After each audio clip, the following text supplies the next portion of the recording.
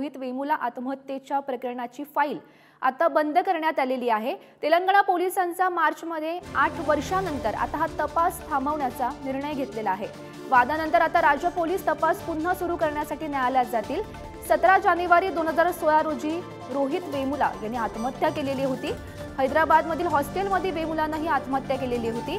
विद्यापीठाच्या कुलगुरूंवर हा जबाबदार असल्याचा आरोप सुद्धा ठेवण्यात आलेला होता आणि पोलीस तपासात पुरावे न आढळल्याने हा तपास बंद करण्याचा दावा करण्यात आलाय। पोलीस तपास बंद झाल्यामुळे ऐन निवडणुकीत आता हा वाद उफाळल्याचं पाहायला मिळत आहे आणि वेमुलाचे कुटुंब राहुल गांधी आणि मुख्यमंत्री रेड्डींना आता भेटणार असल्याची माहिती समोर येते आहे। आणि या संदर्भात माहिती देत आहेत आमचे प्रतिनिधी शिवाजी काळे सध्या आपल्या सोबत आहेत। शिवाजी, गौरी 17 जानेवारी 2016 रोहित वेमुलाची हत्या झाली होती। त्यानंतर देशभरात यामध्ये संताप व्यक्त केला जात होता। देशभरातील दलित संघटनांनी या संदर्भात आंदोलन देखील केलं होतं। म्हणजे माहिती आता समोर येत आहे। एप्रिल 21, 2024 या संदर्भात एक क्लोजर रिपोर्ट दिल्ली उच्च न्यायालयामध्ये सादर केल्याचं समजतंय आणि हा क्लोजर रिपोर्ट सादर केल्यानंतर पुन्हा एकदा मोठा संताप समोर येत आहे।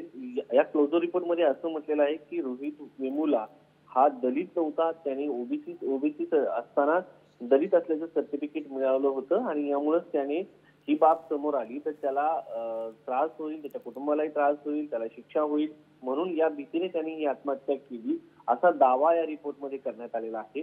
मात्र जेव्हा ही बातमी समोर आली त्यानंतर पुन्हा एकदा तेलंगणा सरकारने या सगळ्या प्रकरणाच्या संदर्भात पुन्हा एकदा चौकशी करण्यासाठी न्यायालयात धाव घेतलेली आहे आणि ही केस रिओपन करण्यासाठी प्रयत्न सुरू केले आहेत।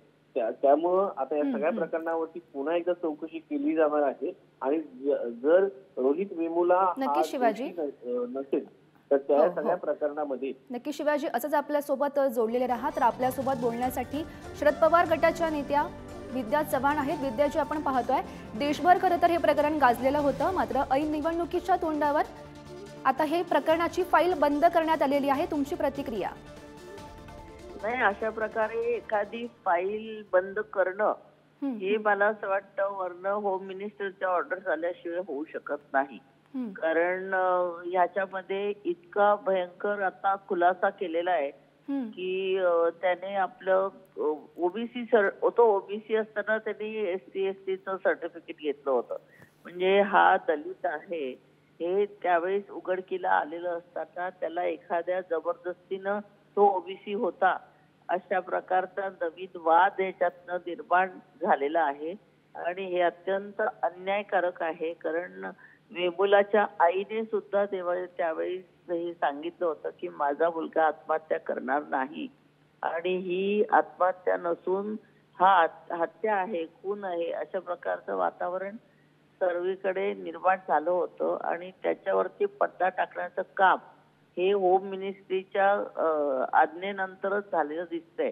त्यामुळे हे प्रकरण पुन्हा एकदा नव्याने आता याच्यावरती वाद निर्माण होईल आणि निश्चितच व्हायला पाहिजे। कारण हा अन्याय आहे, वेमुलावरती अन्याय आहे आणि त्याने जी आत्महत्या केली होती ती आत्महत्या नसून ती हत्या होती आणि हे सगळं उघडकीला आल्यानंतर तर या प्रकरणाची ही फाईल बंद करण्यात आलेली आहे। धन्यवाद विद्याजी, पुढारी न्यूजशी संवाद साधला त्यासाठी।